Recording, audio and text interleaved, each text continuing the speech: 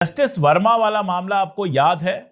जज साहब के घर से ढेर सारे नोटों का बंडल मिला था, वहां आग लगी थी, आग लगने में नोट के बंडल जल गए थे और मामला यहां तक पहुंचा कि जस्टिस वर्मा के खिलाफ महाअभियोग प्रस्ताव चलाने के लिए राज्यसभा और लोकसभा में बात हुई। राज्यसभा के जगदीप धनखड़ साहब इसको लेकर बहुत एक्टिव थे और अचानक जगदीप धनखड़ साहब का इस्तीफा हो जाता है।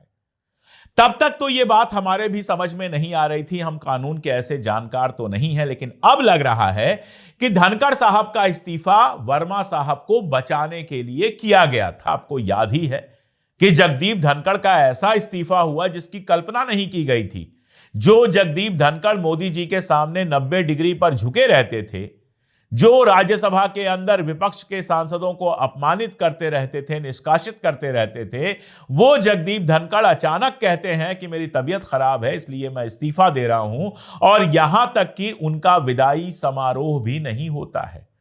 उस समय भी यह बात की जा रही थी कि जगदीप धनखड़ वर्मा जी के ऊपर, जस्टिस वर्मा के ऊपर केस चलाए जाने, महाभियोग चलाए जाने के पक्ष में थे।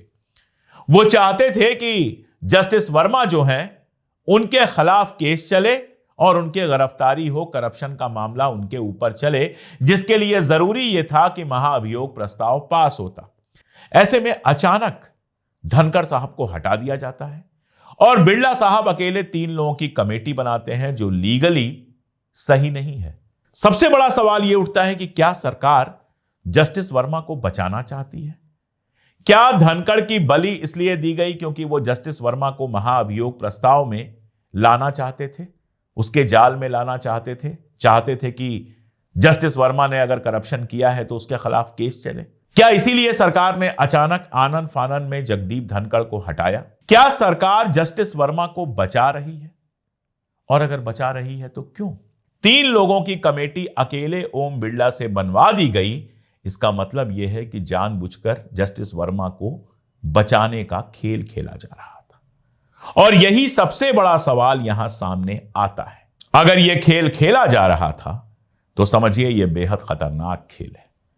अगर 15 करोड़ रुपए कोई जस्टिस वर्मा के यहां छुपा कर रख रहा है तो पता नहीं कितने जस्टिस वर्मा होंगे देश में जिनके यहां इस तरह का काम चल रहा होगा।